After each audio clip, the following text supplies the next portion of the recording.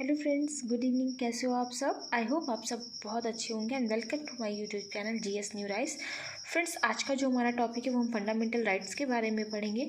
Friends, अगर आप constitution पढ़े इसमें फंडामेंटल जो हमारा बहुत इंपॉर्टेंट टॉपिक है, आप किसी भी एग्जाम की तैयारी करो, चाहे आप यूपी स्टेट पीसीएस की तैयारी कर रहे हो या फिर आप यूपीएससी की तैयारी, एसएससी, रेलवे, किसी भी एग्जाम की आप तैयारी करो, इसमें कॉन्स्टिट्यूशन से रिलेटेड क्वेश्चन पूछे ही जाते हैं। और इसमें फ्रेंड्स हमारा ये जो फंडामेंटल राइट है ये बहुत ही ज़्यादा इंपॉर्टेंट है। तो इनसे पहले सबसे पहले हम इनसे जुड़े कुछ तथ्यों के बारे में जानेंगे।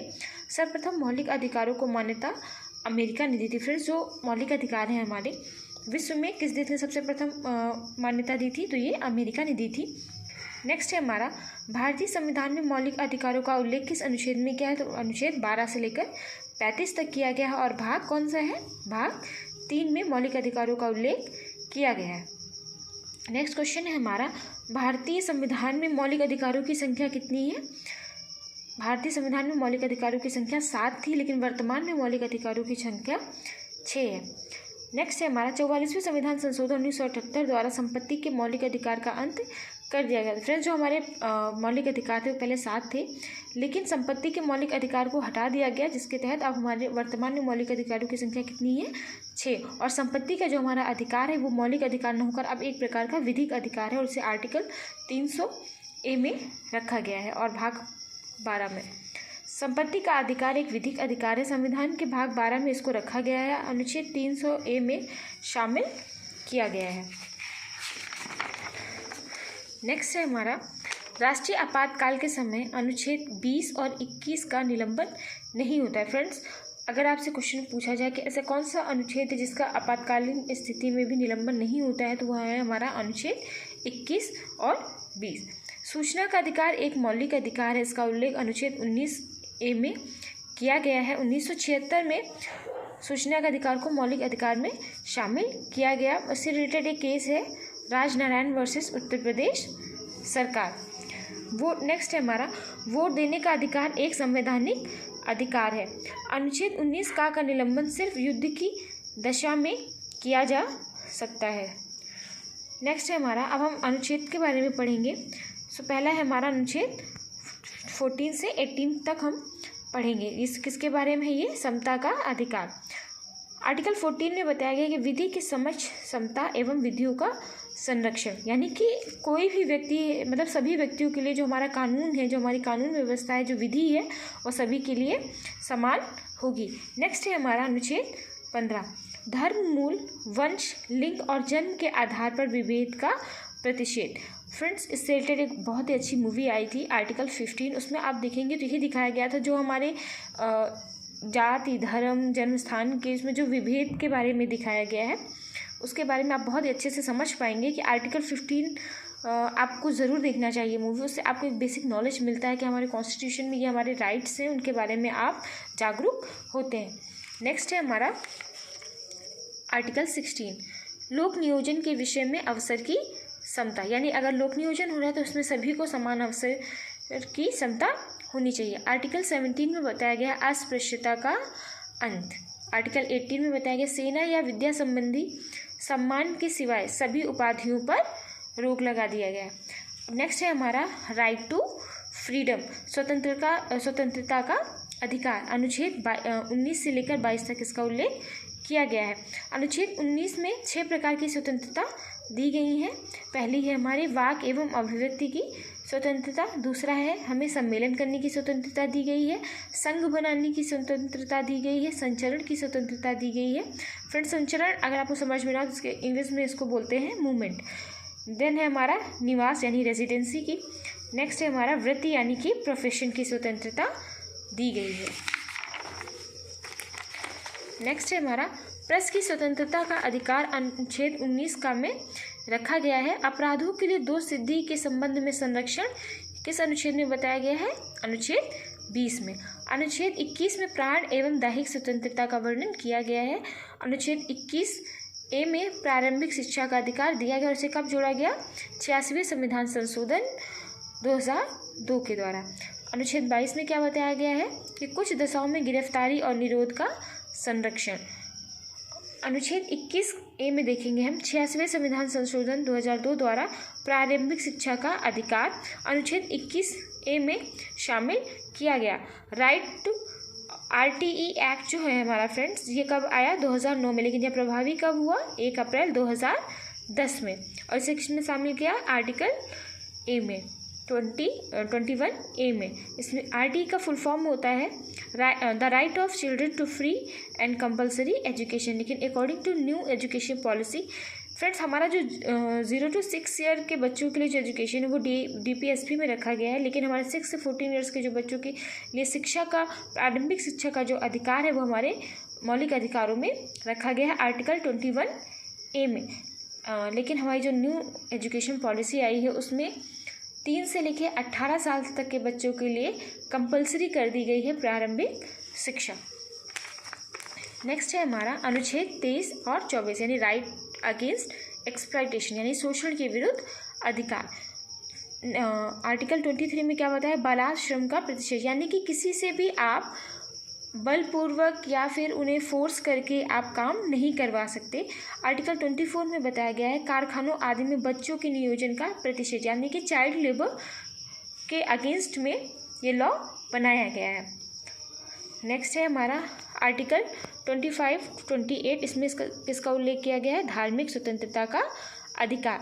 आर्टिकल 25 में क्या बताया गया है? अंतःकरण की और धर्म के दुबाद रूप से मान्य आचरण और अबाध रूप से मान्य आचरण और प्रचार की स्वतंत्रता के बारे में बताया गया। आर्टिकल 26 में धार्मिक कार्यों के प्रबंध की स्वतंत्रता, यानी कि आप मैनेजमेंट कर सकते हैं।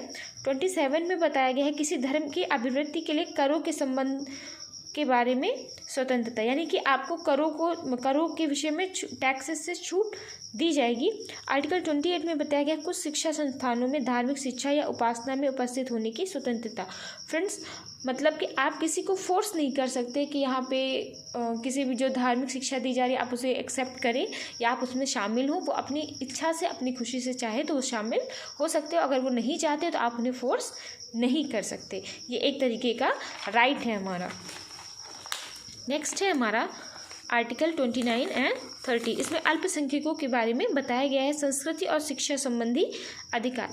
आर्टिकल 29 में अल्पसंख्यकों की भाषा, लिपि और संस्कृति की सुरक्षा के बारे में बताया गया है। वहीं आर्टिकल 30 में शिक्षा संस्थानों की स्थापना और प्रशासन करने का अल्पसंख्यक वर्गों को अधिकार के बारे में बताया गया है। तो फ्रेंड्स, अगर आपसे पूछा जाए कि अल्पसंख्यकों के हितों से संबंधित अनुच्छेद कौन सा है, तो अनुच्छेद 29 और 30। अनुच्छेद 32 में क्या बताया गया है?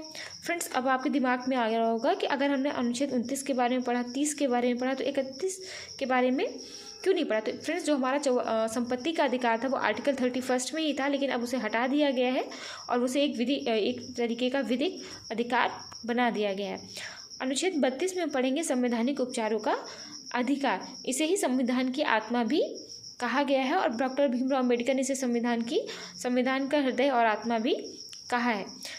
मूल अधिकारों को प्रवृत्ति कराने के लिए उच्चतम न्यायालय जाने का अधिकार। इसमें याचिकाएं शामिल हैं।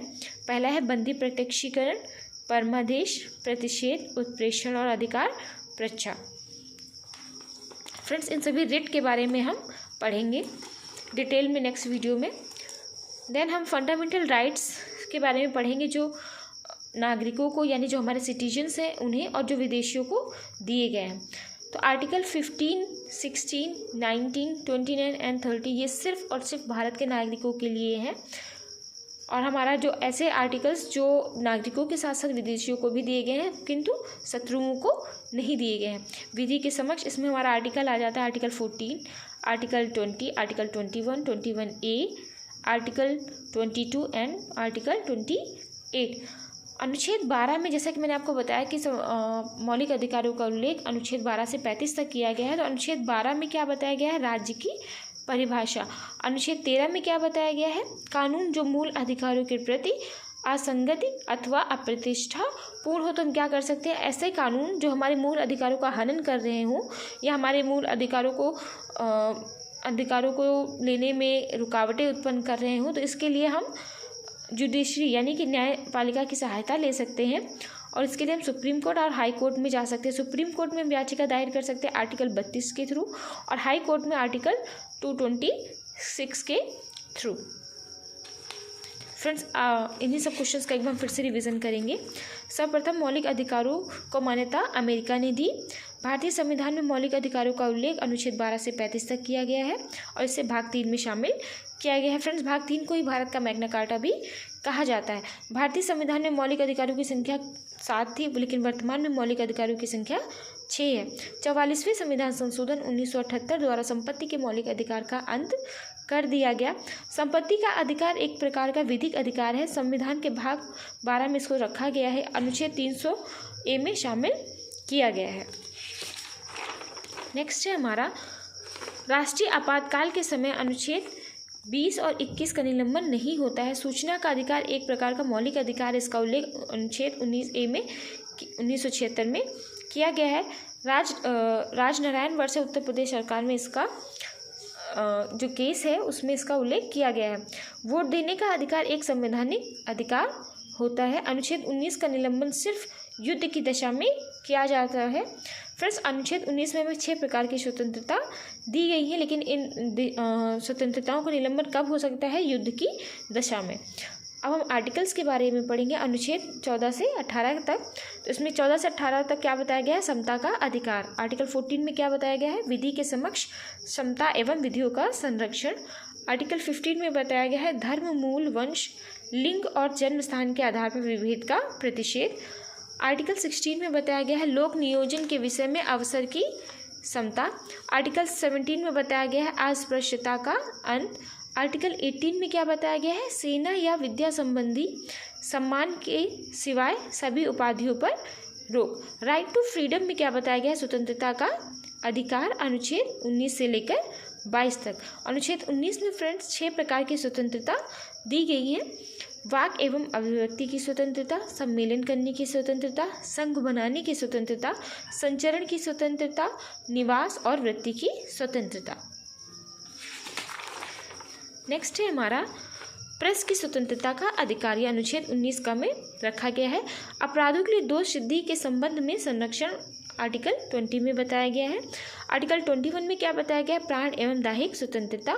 अनुच्छेद 21A में बताया गया है प्रारंभिक शिक्षा का अधिकार। अनुच्छेद 22 में बताया गया है कुछ दशाओं में गिरफ्तारी और निरोध का संरक्षण।